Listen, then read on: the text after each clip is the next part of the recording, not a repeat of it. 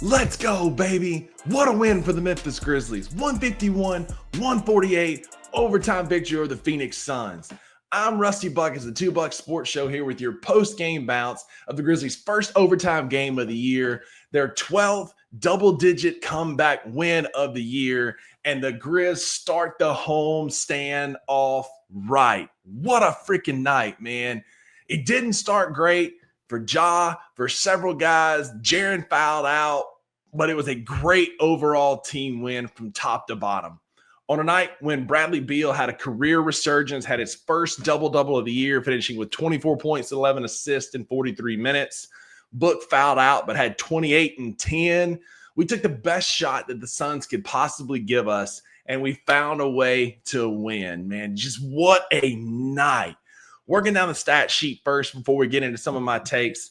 Jaylen finished with 28 points in 32 minutes. Yes, he fouled out. He had 6 rebounds for the haters. Stay on that side, man. When he signs the biggest contract in NBA history this offseason, much like Mike Conley did when the CBA broke, right where the TV deals came through right before Mike signed, stay on that side, man. Jaylen is an absolute hooper. The foul trouble is going to take care of themselves. Had a great night. Once again, they had no answer for him. TJ went away from him a little more than I wanted him to, but it doesn't matter. It's a victory. Taylor Jenkins, you are safe tonight.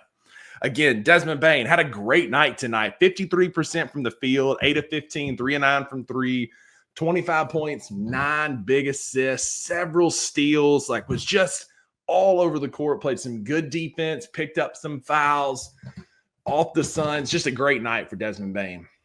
Jaylen Wells, man, what more can you say? He said, all right, I see you moving away from me. Vince Williams going to close games out. Nah, I got this. Had a huge overtime, including a dagger dunk on a Ja Morant assist late in overtime to seal the game. Jaylen finished with 19 points in 40 minutes, 19 and 5. He was 5 of 7 from 3. The Rook had a night. Played Vince Williams off the court on a night when defense was optional.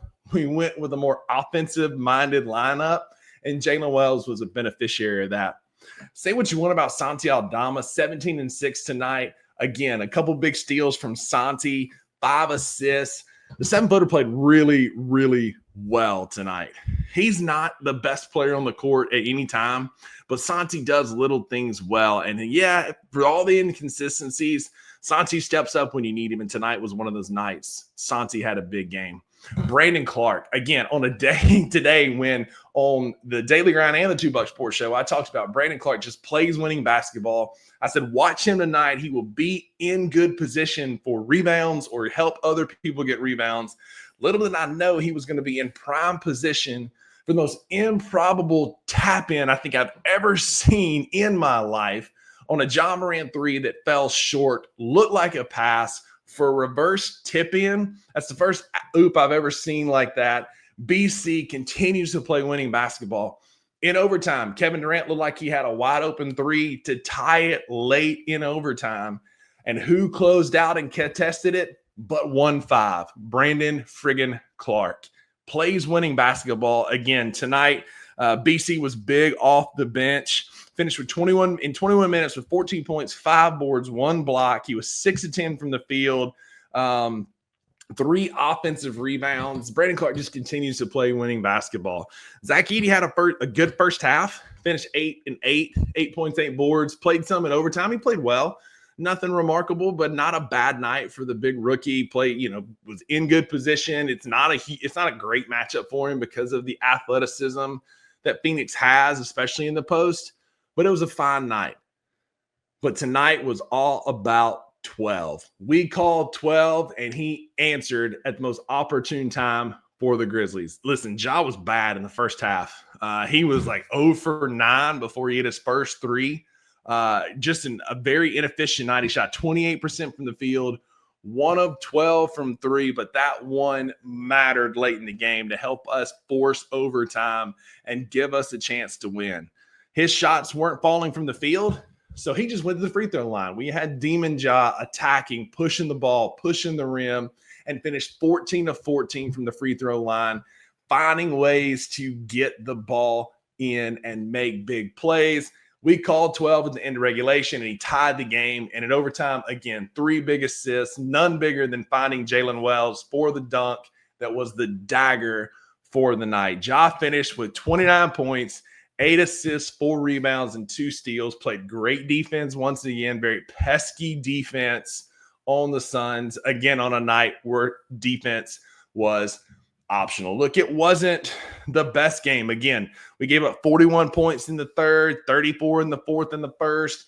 It wasn't a great defensive effort from one of the best defensive teams in the league in the Memphis Grizzlies, but it didn't matter. We finished shooting 52% from the field, 41% from three, and 90% from the free throw line. We were 27 of 30 on free throws. Only had 12 turnovers, which if you know, that's a good night for the Memphis Grizzlies of late, unfortunately. We had 31 defensive rebounds, 7 offensive rebounds, got out rebounded again tonight, but it didn't matter. We found a way to win. In a season that's been ugly for us from a turnovers perspective, we've lost so many games because of turnovers and points off of turnovers, and the other team flipping the court on us because we're not taking care of the basketball. Well, tonight we had 12 turnovers. Phoenix had 16, and on those 16, we turned that into 23 points off of turnovers.